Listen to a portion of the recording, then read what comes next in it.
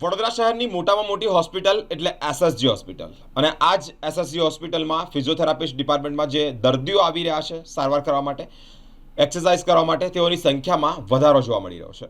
વડોદરા શહેરમાં મોટામાં મોટી હોસ્પિટલ અને એ પણ મધ્ય ગુજરાતની મોટી હોસ્પિટલ એટલે એસએસજી હોસ્પિટલ.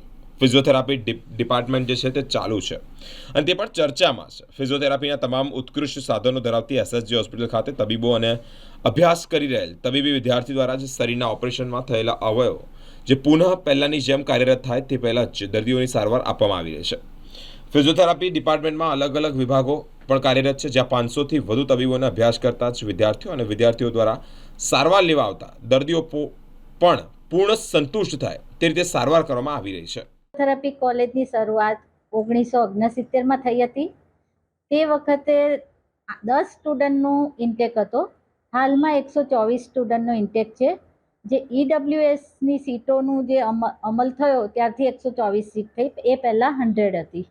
એ ઉપરાંત અમારે ત્યાં માસ્ટર કોર્સ બી ઉપલબ્ધ છે, જેમાં અમે અમારા કાઉન્સિલના નિયમ મુજબ 50% એમએસયુ કોટા અને 50% ઓલ ઇન્ડિયા કોટાથી એડમિશન આપીએ છીએ. હાલમાં અમારે 15 સીટની જોગવાઈ છે, જેમાં 12 મસ્ક્યુલોસ્કેલેટલ ડિસઓર્ડર તથા 3 કાર્ડિયોરેસ્પિરેટરી ડિસઓર્ડરની સીટ છે. હાલમાં અમારે ત્યાં ઓપીડીમાં 80થી 100 પેશન્ટ ડેલી ટ્રીટ થાય છે, જે નવા કેસ હોય છે.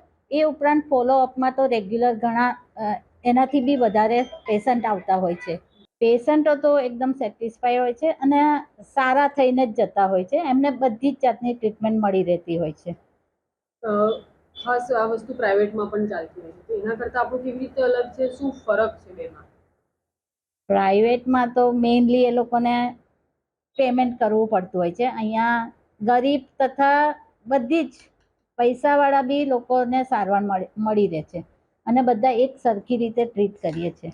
સ્ટુડન્ટ તો અમારા 400થી 500નું પોસ્ટિંગ હોય જ છે ડેલી, અને રોટેશન બેઝ પર એ દરેક રૂમમાં એ લોકો જતા હોય છે અને વેરાયટી ઓફ કેસીસ એ લોકો ટ્રીટ કરતા હોય છે. ઓર્થોપેડિક કન્ડિશનના કેસ હોય છે, પીડિયાટ્રિક્સ હોય, જીરિયાટ્રિક્સ હોય, એમાં બીજા ગાયનેક કન્ડિશનના બી હોય, મેડિકલ સર્જિકલ કન્ડિશનના બી પેશન્ટો એ લોકો ટ્રીટ કરતા હોય છે. એટલે ફિઝિયોથેરાપી ડિપાર્ટમેન્ટ તો એ પહેલેથી છે, પણ કોલેજ 69થી સ્ટાર્ટ થઈ. આપણું સેન્ટર કેટલા વર્ષથી? એ ઘણા ટાઈમથી છે, જ્યારથી એસએસજી હોસ્પિટલ હશે ત્યારથી.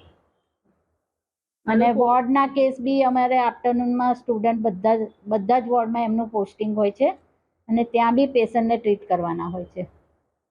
આપનું પરિચય? મારું નામ અરુણા તળપદા છે અને હું ઇન્ચાર્જ ફિઝિયોથેરાપી કોલેજના હેડ તરીકે ફરજ બજાવું છું.